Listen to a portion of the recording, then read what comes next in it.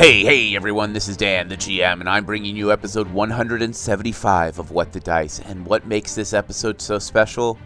It is the absolute last episode of Season 1.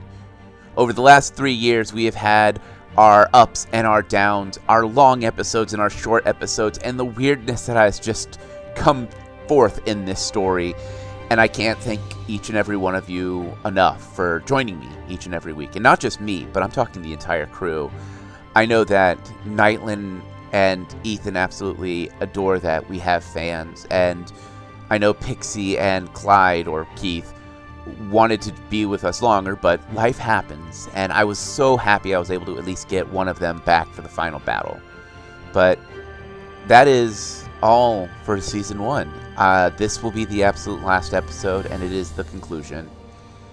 I hope to meet each and every one of you via our Discord, our Patreon, or even at cons. If you ever see What the Dice at a con, please come up and tell us what you thought of the show. Tell us who your favorite character was. Tell us the moments you hated.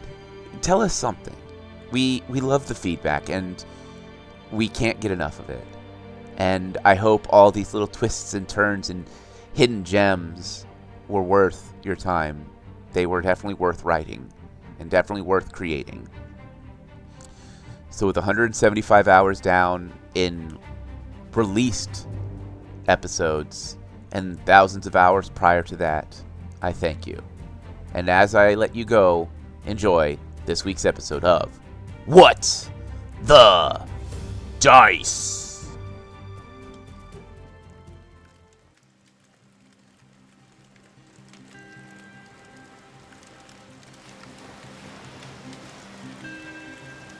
We look around ourselves and we are on a coastline. We turn and we see the spire stretched up. The black clouds swirl around, giving it that dangerous, evil, foreboding place. As we turn, we see a road stretched out before us. This road is different, though. It feels different. As we turn to walk, we feel the storyteller step from the shadows next to us. Well, me friends. It seems as if our path is nearly complete. All we have left to see the echoes, the last remaining bits of what happens after heroes complete their adventure. See the ropes, the strings, the feathers tie up.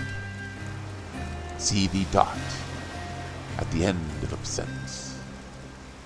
And see the final chapter, the last page, slowly close on a book.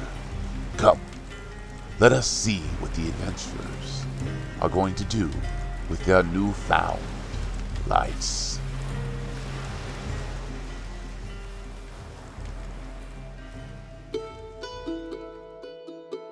We come back, and the scene around you is you've just seen the bone goddess send this orb that is absorbed, or this star that has absorbed the bone god off into the outer reaches of the darkness of space. She turns to you all and gives a deep bow as you feel the world shift and you are on the plains of the realm of the gods.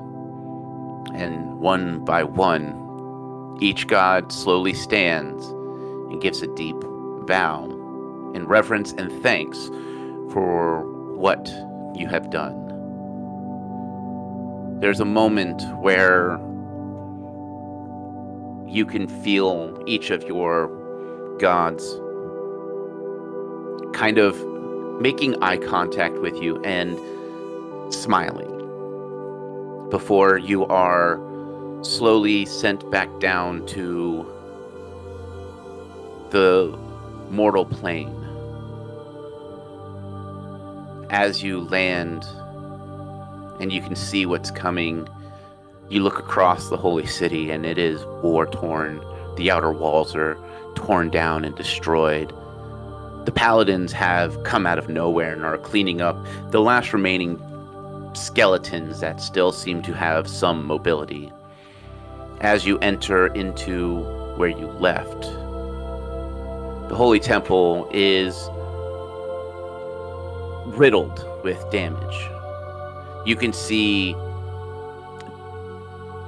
Nicodemus standing there, holding on to his staff, breathing hard, as you can see that he dealt with both Argaroth and Varric.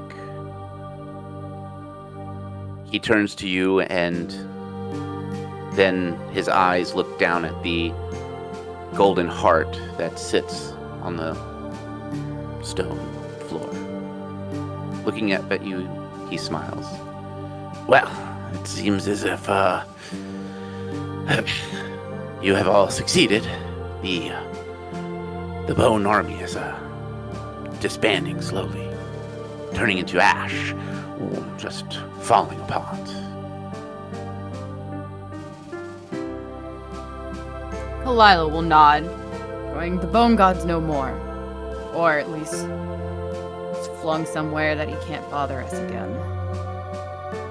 He nods. As you look back, you see the energy open up as you see the scholar that was your house steward. Her hands are covered in blood as she's picking up the golden heart in her hands, wrapping it up in a cloth. She walks over and gives a deep bow to you. She'll give a deep bow back and have that slow look down at the heart and up to her with that sorry for your loss gaze, but doesn't say the words because she just feels they don't need to be said. She nods as she slowly reaches up and removes a badge from her cloak and sets it in Nicodemus's hands. She looks at you three and gives a weak smile. Reginald always knew you three were special. I wish you would have been able to get to know him better, but he said he knew from day one that you all would be the heroes that we needed. She turns and opens a portal and steps through. And as it closes, Nicodemus takes a deep breath. Well, so what would you... I owe you money and many other things. That can be taken care of later. Right. You all have deserved rest. I will see what I can do. It seems as if the battle outside is finally ended. He bows as he slowly walks off, leaving you three to discuss what you wish to discuss. Is there anything you guys would like to say or do before we do our individual wrap-ups? Clyde turns to Kalila. He holds out his hand as if asking if she would put her paw within his hand. She'll hold out her paw for him. He clasps her paw with his other hand and looks at her and asks her if she would mind residing at his keep for a while so he might better get to know her in a exchange of possible courtship.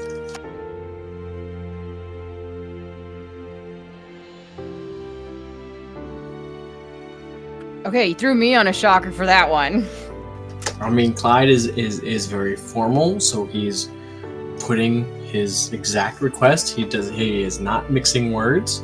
He is literally coming out and asking Clyla if she would reside in or near his keep for the idea of possible courtship.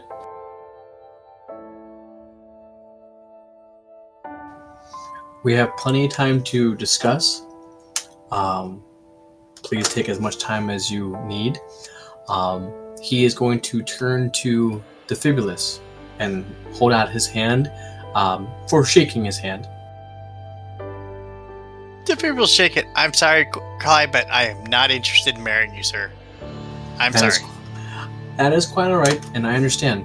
But I want you to know that if you would like as well to come to the keep and oversee some rework of the keep and possibly build your own workshop, that way if you do come and visit me, you have a space of your own at any time with your travels, along with whatever you would decide to do.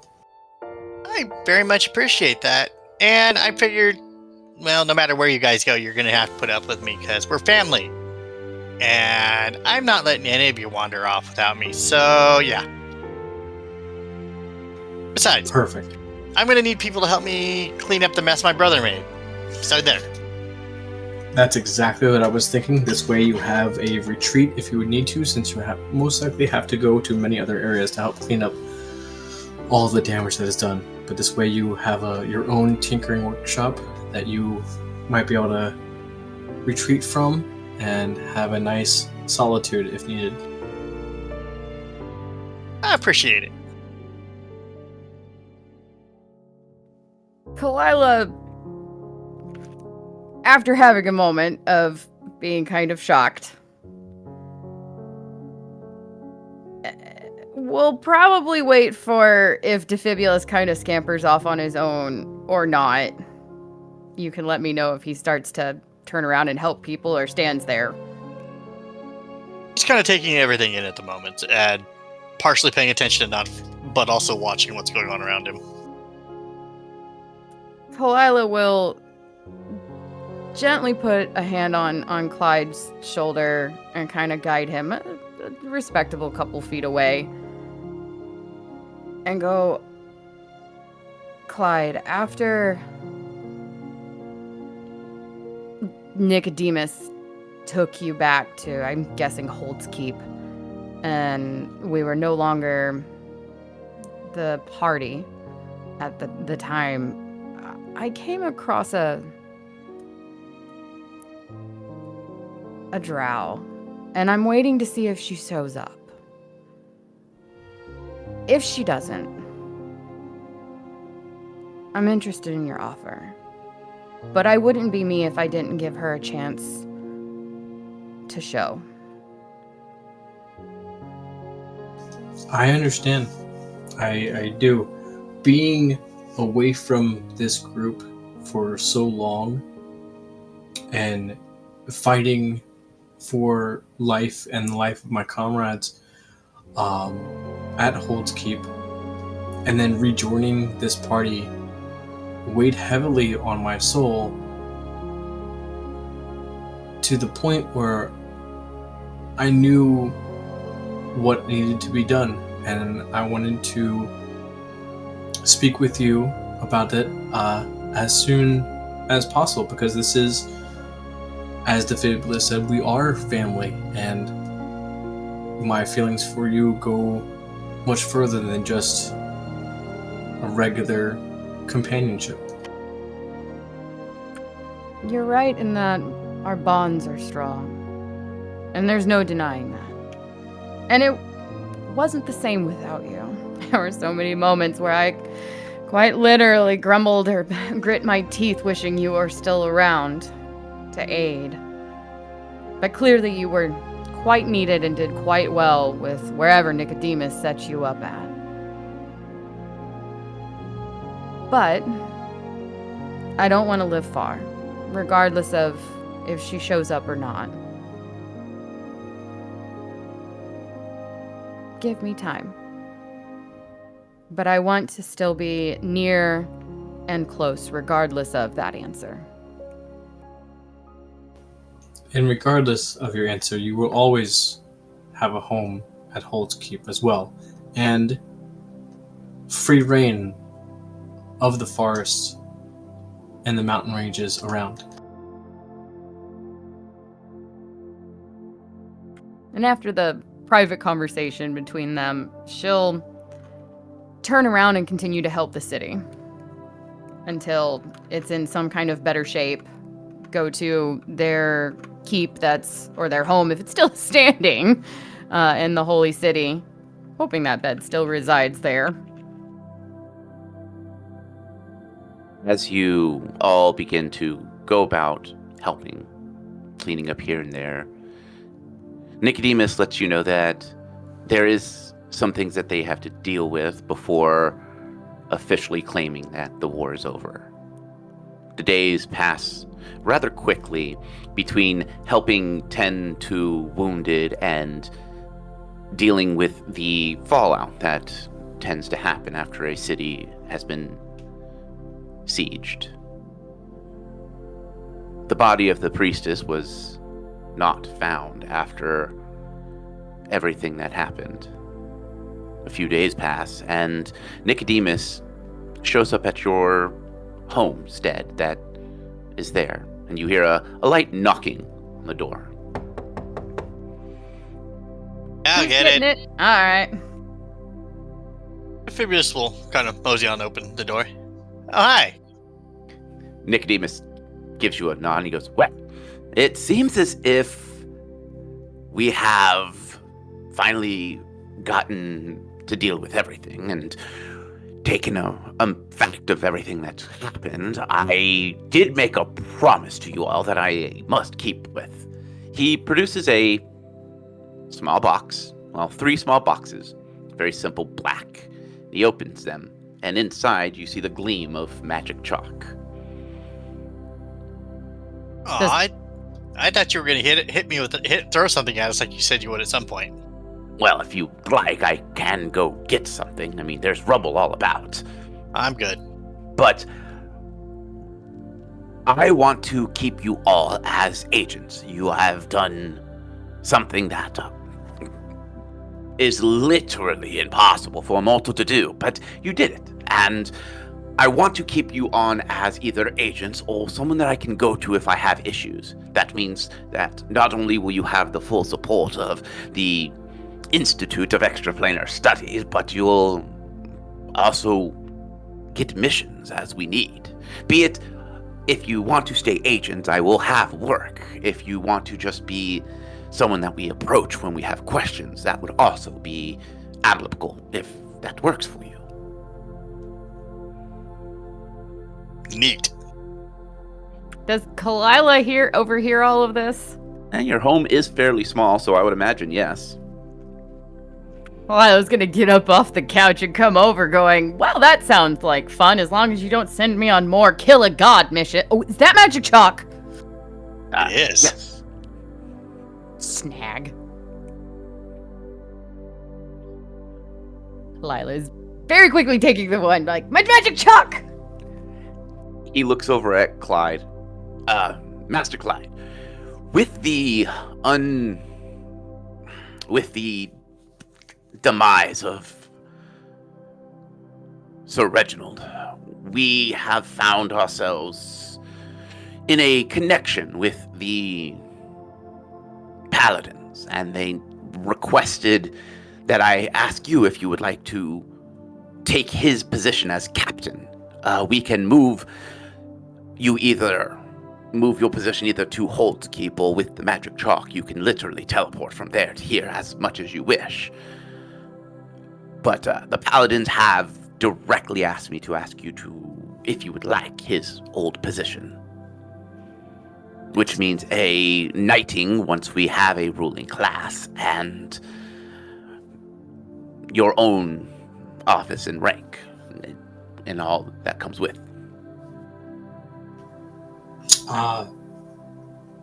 Clyde will visibly look a little shocked about this. I would do anything that the Holy City is in need of to become the lead and to take his position is beyond an honor that I could ever have hoped for. I will say that I would much rather have a teleportation circle from Hold's Keep to here for more reasons than one. Obviously for my position, but that would give Defibulus and Kalila full access to the Holy City if they would come to visit me, or vice versa, go to the Holy City and then come to me as well. Plus, any paladins in training could come to Hold's Keep to do missions in the wilderness and learn their trade as well. Well, I can see what I can do, but magic chalk is practically teleportation with less steps. Draw your own circle. Yes.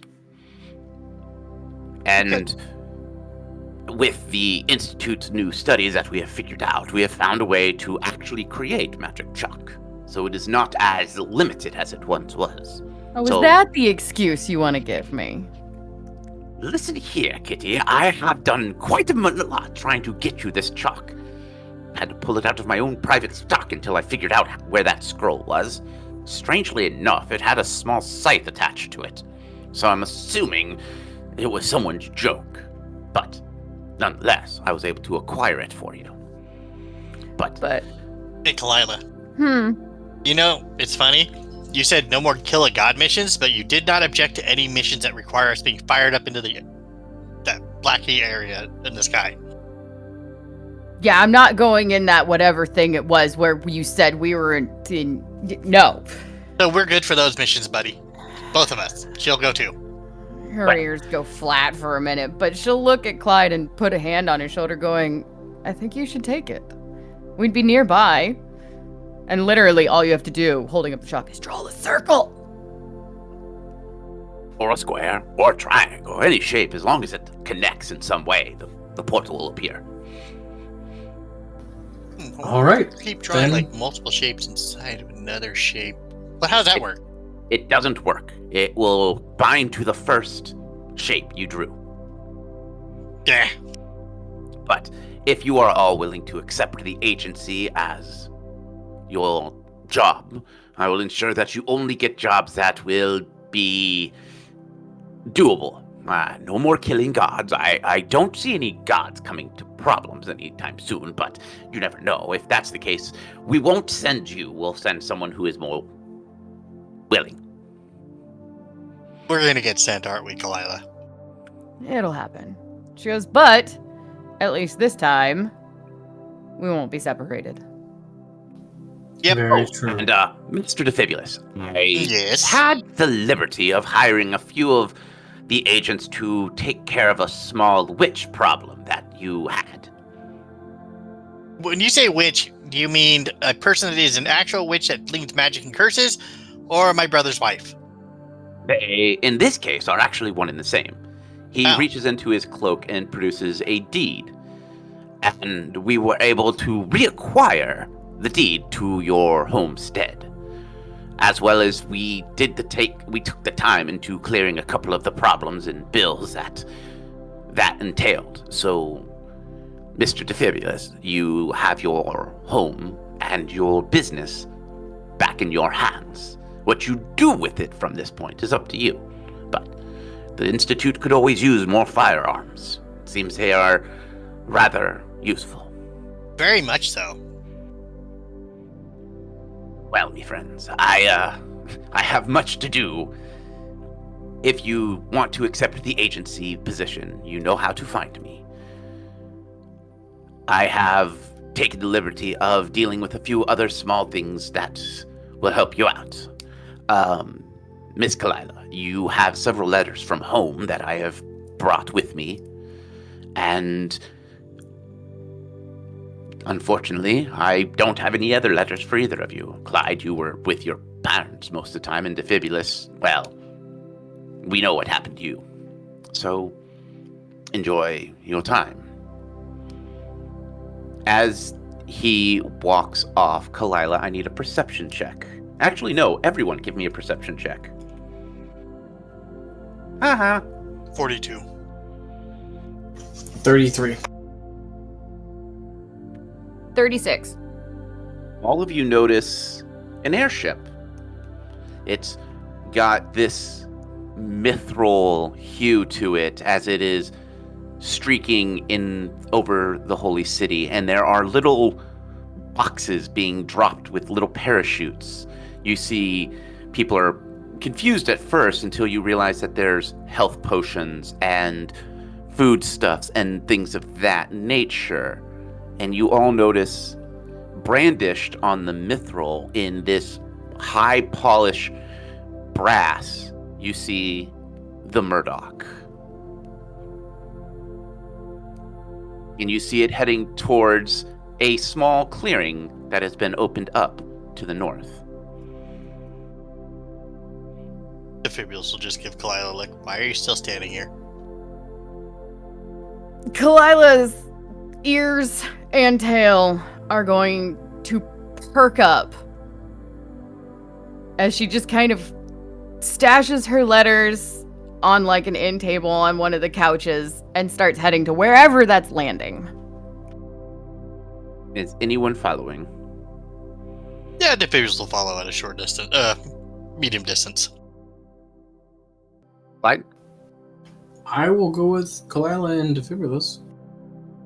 As you approach the newly, well, I'd say built dock, but the area that will be the dock, the Murdoch is coming in for a landing, and you see the dwarven crew stepping out in this new uniform. There's more crew than the last time. You see Terry and the others, as well as several other crew members you don't recognize, followed by a Baka Baklava dressed in the same uniform as Terry. There is a lot of people coming up talking, and they are distributing foods and things of that nature, as there is a slight from behind you all. So look.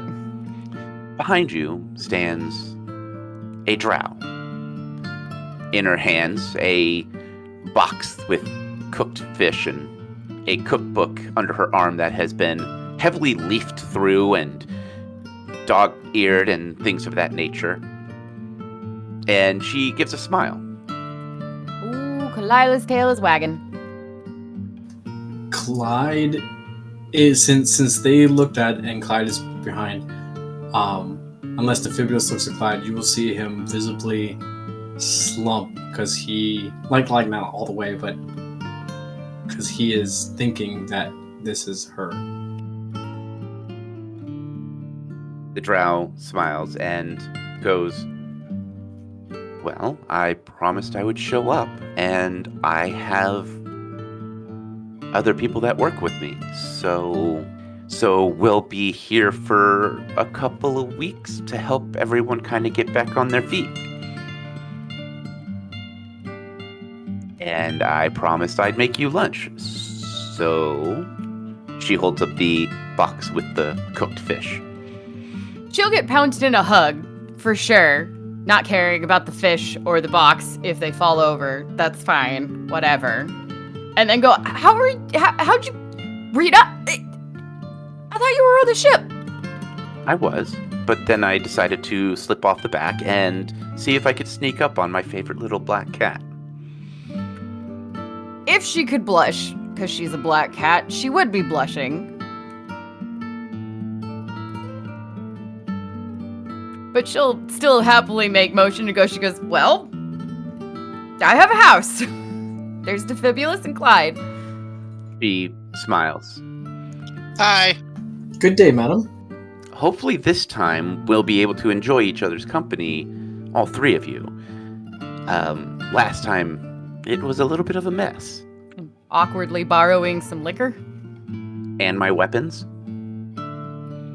Yeah, well, I returned them in perfect condition. You did. So I can either stay at an inn or at the Murdoch, but either way, I do want to thank you all for everything you've done.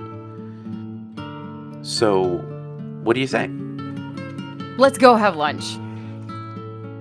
As the scene plays out and everyone gets the chance to meet Baka, and Baka explains that not only does he own the Murdoch, but he has chosen to give the dwarves pretty much say until he understands it better.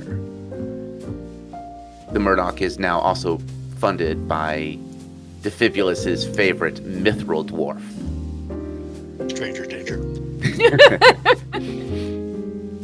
As this week of jubilation comes to an end, tell me what each of your characters are going to do with their lives. Let's start with Clyde. Clyde will, after the week of celebration, Clyde will present himself at the Paladin Order to request what is needed of him to take the position, paperwork, whatever is needed. He will ask for a full day in Iomede's chamber, so he can pray and be thankful to her and fast for that period of time to give thanks to her. Then he will go home with the chalk to check on how things are doing there for a day, and then return and see what the proceedings are for him to take over the lead paladinship. It takes a couple of weeks for everything to kind of line up. They are able to get you everything you need. It was luckily enough that Sir Reginald was kind of a stickler when it came to his job. He kept all of his notes, kept all of his books. They were able to get you set up with the rank and everything. And as you spend your time in the Temple of Iomede, as you sit there praying, Iomede appears in front of you one day. She is sitting on her throne and stands and places her hand on your shoulder. You have done very well, Clyde. I have only done what is needed in your word and in your name to help out the light and have it flow throughout the world. She nods. You took on challenges that no mortal was destined to do. Things were thrown at you, and you rose to each of the occasion skillfully. I am glad you are taking Reginald's place. He will be missed. He had a very unique way of bringing light to the world. The only thing I ask of you is that you continue to come and deal with the world with a smile. You have your own way of doing things, and you have your own way of greeting danger. Stay with that. It will serve you well. As she places her hand down on your shoulder again, you can see your symbol of Iomede shimmer and turn to this ethereal steel that glistens with her colors. I will always be watching out for you, Clyde. As long as you serve me well, you will be in my good graces. She returns to her throne and sits as the light slowly fades, leaving you in her temple alone. What else does Clyde do? Does he add any rules, or does he continue on with how the paladins do things? Clyde will not change any rules per se, okay? But if Clyde is going to take over the lead, he is going to greet personally, not interview, but greet personally every single new paladin. Not an interview, but like a like sit down or a meal, something that if what they would prefer, just to show them that even though he is the lead and his appointment is astronomical, he wants to be involved in everybody's everyday and know their names and remember their names. Okay. Who wants to go next? Not it. Defibulous.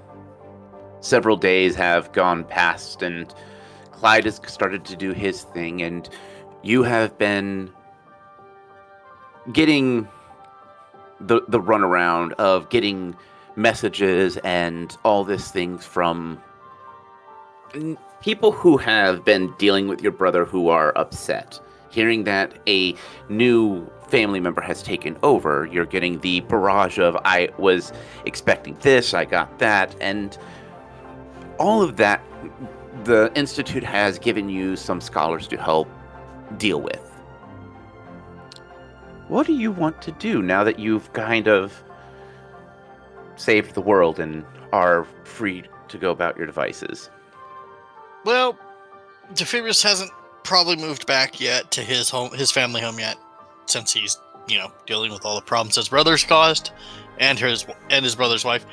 He would continue to work with the scholars to get the issues hammered out, and also send an invitation to the other gun company, Lily's gun company, and see if they would be willing to work together to build better firearms while also supporting the Institute with firearms and doing odd jobs. Defibulous would also pretty much go around trying to help the city rebuild by maybe trying to improve upon the city's infrastructure with technology. Okay.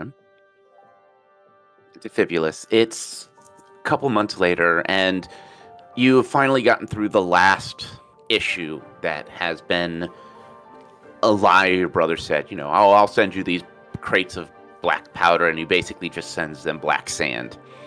You are probably either at the home or an office that you have rented out for your company. There's a light tap on the door. It's open! There is a moment where the door doesn't open, and then it swings open, and you see Lily. She walks up and slams a box down on the table, and she just has this massive smile on her face. He'll raise an eyebrow and peer over the box. Yes? Well, are you gonna open it? Well, you didn't state to open it, and I figured it'd be rude to open someone's parcel that's not mine. It's got your name on it. Does it? Just open it, Defibulous. Defibulous will open the box to see what's inside. Inside, you see schematics. Highly detailed schematics. And underneath that, this strange black cylinder with strange markings and venting in it. She leans over. I figured it out. It took me going through 20 guns, countless bullets, and a lot of targets, but I built it. That's amazing! Unfortunately, I was hoping to send you the information I had gotten from testing my version out, but I blew it up. Shooting someone. Repeatedly. She just kind of raises an eyebrow, and she's like, I really hope that your new products don't blow up in people's faces. No. This isn't my brother's business, it's mine. And she goes, well, speaking of the business, She produces a letter from her parents. In the letter, it states that the Lily Company is willing to join the Shortbolt family, but they want to have equal stakes, and they want to make sure that you and Lily are at the head of the company. Defibrillator will look over it. I thought you were the head of your company. Oh, no. My mother and father are. They're close to retiring, but no, they aren't. I did all the research. I was the wild child. There's nothing wrong with that. But, yeah, I mean, I figured it would be a joint venture. We'd both be doing equal shares of the work and all that. So that sounds pretty normal. She's like, all right. She also pulls out another letter. That one mithril dwarf, we have a contract with him for materials. So apparently a couple of his mines produces saltpeter. So that's what we've been using for our black powder. Excellent. I'm pretty sure my brother ruined any source of black powder we actually had in this business. Well, looks like we're all set up then. She offers a hand. He'll shake it, but he goes, also, no, I don't do dinner dates or anything weird with that mithril dwarf guy. Not at all. She just laughs and she goes, well, what about a dinner date with me? That's acceptable. All right, then. She gives you a nod and scurries out before going, I also got you one of those bots from the Murdoch. I heard rumor that you were trying to get one. I was, and they told me I couldn't have one. Well, that's what happens when you don't ask the right questions. So, what does Defibrillator do now that he has kind of made an agreement with Lilyco?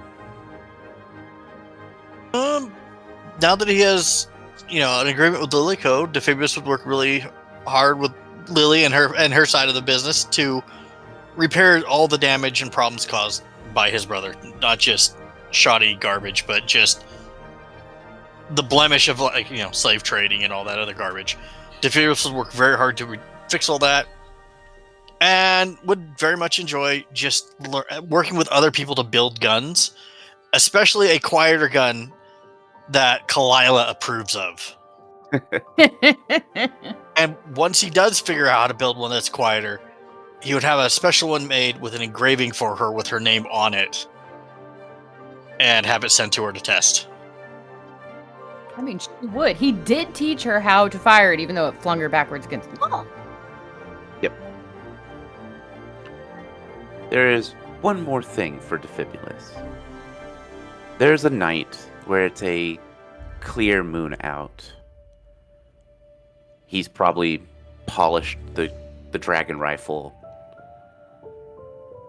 And as he is putting it up, either on where it goes on his shoulder or on the rack that he sleeps near,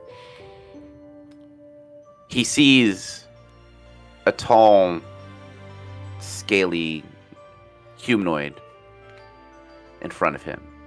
Made no sounds of entering, just kind of appeared. His wings have this strange flow of green, strange symbols, and he gives a bow to you. And in Draconic, he asks if you know his name. He goes, Balderos? He smiles. It is funny that where I came from was not here. And it's always interesting that a strange little man like you has the soul of a dragon.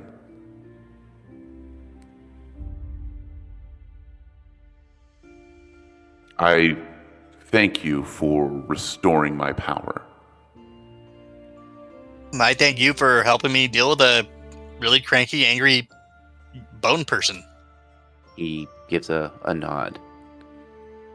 The dragon rifle is yours. Keep it safe. The soul is my own, and I must be off.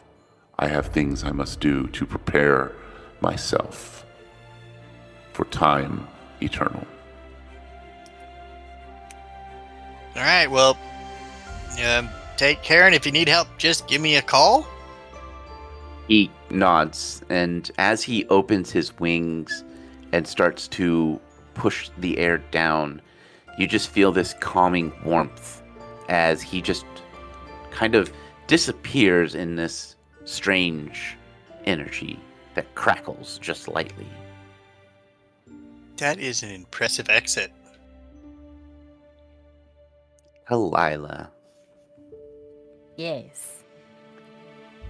It has been a couple of days. The Murdoch has exited. And the drow you've gotten to know has seemingly left with the Murdoch with just a simple, "I'll be back." What are you doing during your time at the Holy City? Oh, so she left in the middle of the night with a note? No, she left in the morning with a kind of a head kiss and disappear. She has work So I to know do. she just didn't poof on me. No, she didn't poof. All right, I knew she was leaving. Yes. Well,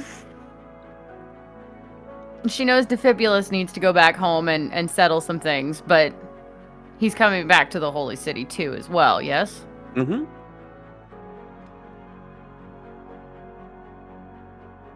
She would,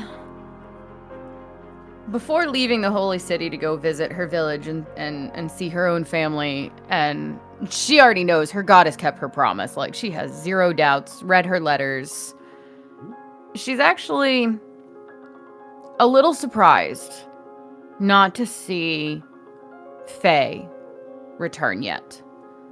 And she knows her god sent her out to do her own things, and maybe she found a life for herself out there, everything after said and done, but she doesn't know. So she'd write a detailed letter, find a way to seal it, hopefully so no other person can read it, meander her way down to the Undercity, and find a temple of Norgberger, however you pronounce his name. Mm-hmm. And entrust those clerics and being a part of of her importance and everything that happened, make a letter out to her and find its way to her, wherever she is.